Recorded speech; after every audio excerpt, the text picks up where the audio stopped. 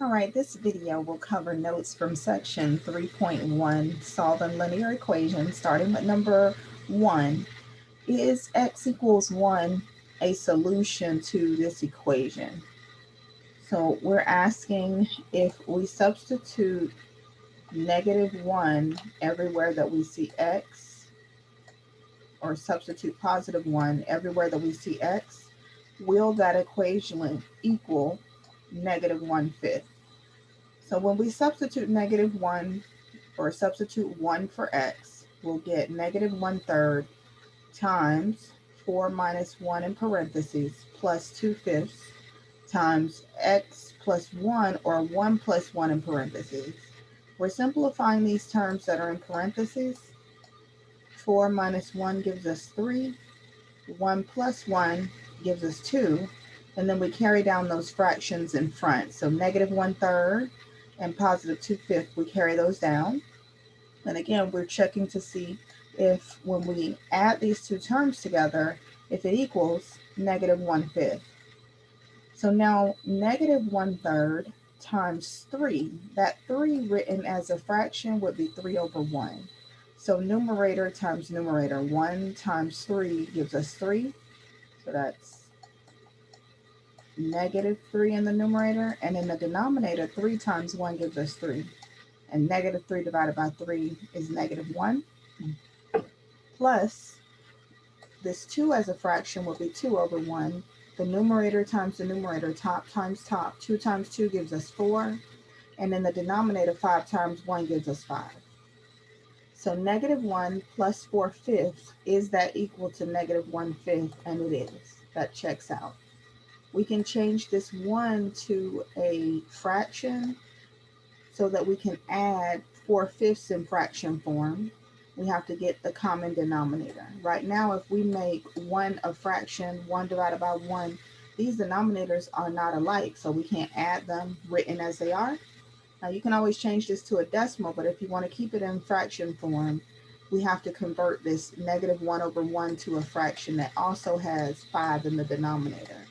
And to make that 1 a 5, we have to multiply times 5. And whatever you do in the denominator, you must also do in the numerator. So we have to multiply -1 times 5 in the numerator, and that gives us -5/5. Then we can add these two fractions together. So see over here, we have our -5/5 plus 4/5, and that checks out. That gives us -1/5. For the second example we're solving, we have 2x minus 5 equals 6 minus 5 halves x. So what we do to solve this equation is we got to get rid of this denominator. Since we're dividing by 2, to get rid of that denominator, we're going to multiply all of the terms by 2.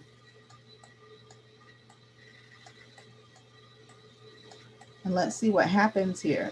The first term, 2 times 2x, gives us 4x. The second term, 2 times -5, gives us -10. Carry down your equal sign. 2 times the 6 gives us 12. And then 2 times -5 halves, that cancels out the 2, leaving -5x. So carry down the x. Then we solve this equation by combining our like terms. We're going to add 10 to both sides of the equation, and we're going to add 5x to both sides of the equation. Now when we do that, we'll see the 10 will cancel on the left, the 5x will cancel on the right. And on the right side, 12 plus 10 gives us 22. On the left side, 4x plus 5x gives us 9x. And then we divide by 9. So x equals 22/9.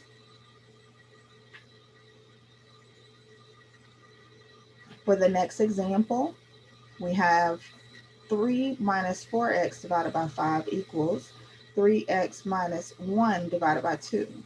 So we want to get rid of these denominators, and because they're different, we have to find the least common denominator or the least common multiple between these two numbers. So when we say least common denominator, least common multiple, we're looking for the smallest multiple that these terms have in common. So we have 5 and we have 2. We're going to list multiples of 5. So it'll be 5 times 1, 5. 5 times 2, which would give us 10, 5 times 3, which would give us 15, and we keep going by 5. And then do the same thing with the 2's. We want to list multiples of 2. So 2 times 2, 2 times 1 will give us 2. 2 times 2 will give us 4. 3, we go up by 2's. And what we want is the smallest number that we have in common. And you see, if you keep going with this row of 2's, we'll see that 10 is the smallest multiple that we have in common. Once we get our LCD, then we're going to multiply each of the terms by that LCD. Now, when we multiply 10 times the first term, 3 minus 4x divided by 5, that 5 can be divided into 10 2 times. 5 goes into 10 2 times. So that cancels out the 5 in the denominator, carry the 2, and then we bring down the terms on top in the numerator. So the 3 minus 4x, we bring that down. 2 can be divided into 10 5 times. So 5, and then we carry down the numerator, 3 minus x. Now to deal with the terms at this point, we're going to distribute. So 2 times 3 and 2 times the minus 4x, that gives us 6. 2 times 3 gives us 6, minus 2 times 4x gives us 8x. We're going to distribute on the right side as well.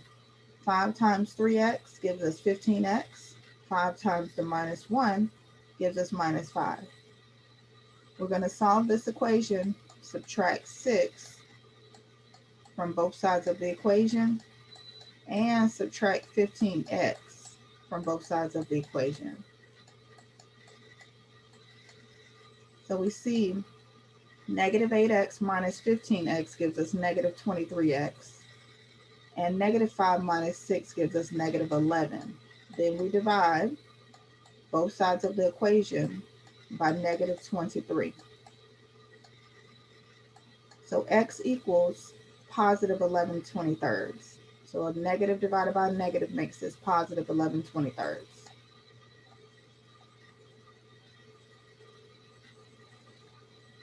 In this next example, we have 2.5x minus 5.4 equals negative 0.4, so that's a decimal in front of here, plus 1.5x. We want to get rid of the decimals. In all of our decimals, we see we have one place after the decimal point. That's the 10th place. So to get rid of these decimal points, we're going to multiply by 10. Multiply each of the terms by 10, because each of our terms is in the 10th place. And 2.5x times 10 gives us 25. 10 times negative 5.4 gives us negative 54. On the right side of the equal sign, negative 0.4 times 10 gives us negative 4. 1.5x times 10 gives us 15x. And now we're going to combine like terms. So we're subtracting 15x from both sides of the equation and adding 54 to both sides of the equation. So we'll see 25x minus 15x is 10x, and negative 4 plus 54 gives us 50. Divide both sides of the equation by 10, and x equals 5.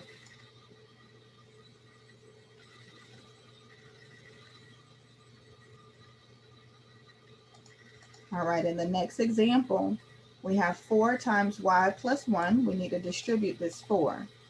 4 times y gives us 4y, plus 4 times 1 gives us plus 4.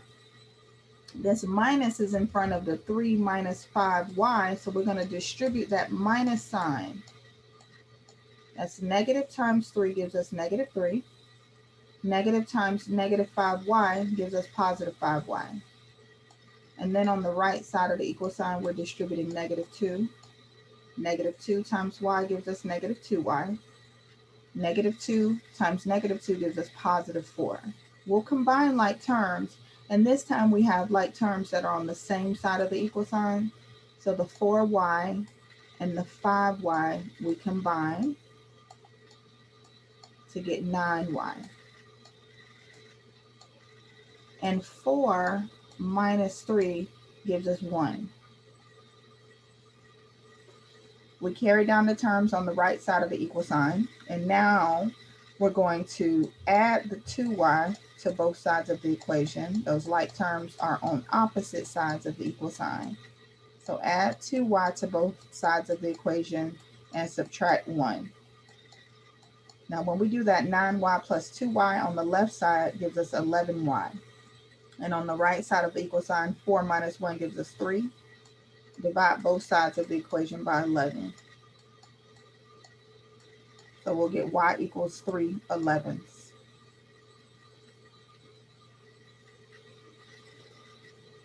We have fractions again for the next example. Our denominators are 3, 2, and 6. So we find that least common multiple between 3, 2, and 6. And the smallest multiple that we have in common would be 6. So we're going to multiply each of the terms times that least common multiple of 6. And 3 goes into 6 2 times. Carry down the numerator, the k plus 1. 2 goes into 6 3 times. So this time our numerator is just 1. So that 3 times 1, that'll just leave us with that minus 3. 6 goes into 6 1 time, right? And 1 times that 3k minus 3 will just be 3k minus 3 on the right side. Now we need to distribute the 2 times k and 2 times 1. 2 times k gives us 2k. 2 times the 1 gives us 2. Carry down the minus 3, the equal sign, and 3k minus 3 on the right side of that equal sign. Here we have like terms. 2 minus 3 gives us negative 1. We're going to subtract 3k from both sides of the equation, combining our like terms. And we're going to add 1 to both sides of the equation. Now when we do that, 2k plus 3k, or 2k minus 3k, gives us minus k. And that's the same as being a minus 1k. On the right side of the equal sign, negative 3 plus 1 gives us negative 2.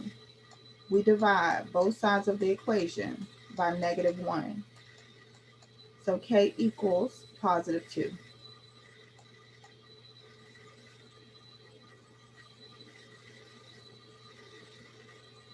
For the next problem, we see fractions with 3 and 2 in the denominator. So our least common multiple, our LCD, is 6 again. We're going to distribute multiplying all 3 of these terms times 6. So 3 goes into 6 2 times. But you see how the 2 is in the numerator, so 2 times 2 is how we get 4. Carry down the x minus 4 in parentheses. And then 2 goes into 6 3 times. 3 times that 1, that gives us 3x. 7 times 6 gives us 42 on the right side of the equal sign. We want to distribute this 4 here. 4 times x gives us 4x. 4 times minus 4 gives us negative 16. Carry down your 3x and your 42. We have like terms, 4x plus 3x. We add them together, we get 7x. Carry down your minus 16 and the 42. We're going to add the 16 to both sides of the equation. And when we do that, we'll carry down 7x equals 42 plus 16 gives us 58. Now, we'll divide both sides of the equation by 7. So x equals 58/7.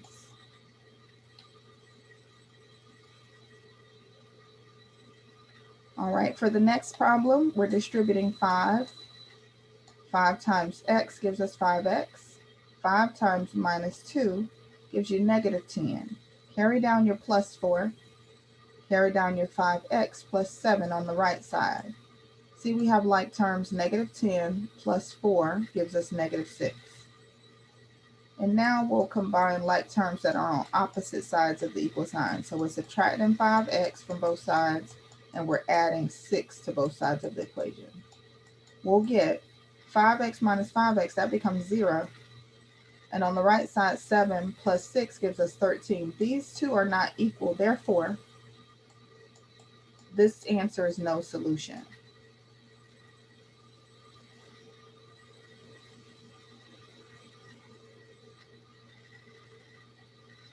In the next problem, we have 3x minus, and then in parentheses, x plus 7. So we have to distribute this minus to both terms in parentheses. That 3x comes down, and then minus times x becomes minus x. Minus times 7 becomes minus 7. Carry down your equal sign, the 2x and the minus 7. Now we'll combine these like terms. 3x minus x gives us 2x. Carry down your minus 7, the equal sign, and 2x minus 7. Now we're going to combine like terms that are on opposite sides of the equal sign. So we're going to add 7 to both sides, and we're going to subtract 2x from both sides of the equation. Now when we do that, 2x minus 2x becomes 0, like the previous example. And negative 7 plus 7 is also 0. Now these are true. So we have 0 equals 0. That's a true statement. Therefore, there's an infinite number of solutions. The answer would be all real numbers. No matter what you substitute here, you'll get both sides are equivalent.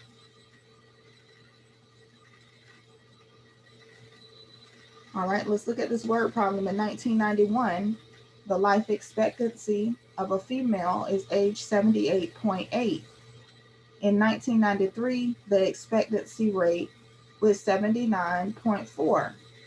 Let E represent the life expectancy in year T, and let T represent the number of years since 1991. So the number of years after 1991. So therefore, the beginning, our starting point for T would be 0. We have to write a model for this situation and label it E of T. So remember, E represented the expectancy rate for a time point T in years. So E of T. To get E of T, we're essentially writing this equation in that slope-intercept form. So we need to find the slope. We already know what the age range is at time point 0 because we were given that 78.8 in that first year, 1991. But to get M, or the slope, we're going to use that slope formula. Remember that slope formula, y sub 2 minus y sub 1 divided by x sub 2 minus x sub 1. We will write ordered pairs based on the information that's given to us. So at the beginning of our time period, which was 1991, that's point 0. And at that point, the average expectancy rate of females is age rate range of females is 78.8. And then in 1993, which is 2 years later, so now our X increases 2 years later, the life expectancy changed to 79.4. So here are our two ordered pairs. We're going to label the first ordered pair as X sub 1, Y sub 1, and we'll label the second ordered pair as X sub 2, Y sub 2. And then we'll substitute those values into the formula. So Y2 minus Y1, 79.4 minus 78.8 gives us 0.6 in the numerator. In the denominator, X sub 2 minus X sub 1 gives us 2 minus 0, or 2 in the denominator. And 0.6 divided by 2 gives us 0.3. This is our slope. So we're using that slope to substitute here into our equation in front of T, since we wrote this in functional notation, E of T. So the equation would be E of T equals 0.3 times T plus 78.8. Letter B says we're going to use this model to predict the life expectancy of a female in year 2003. So first we need to know how far away from 1991 is 2003. So we have to subtract. You subtract 2003 minus 1991. And that's how we get 12. Therefore, we're substituting 12 for t.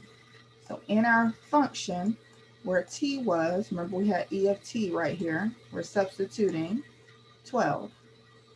So e of 12 equals 0.3 times t, which we said was 12 again, plus 78.8.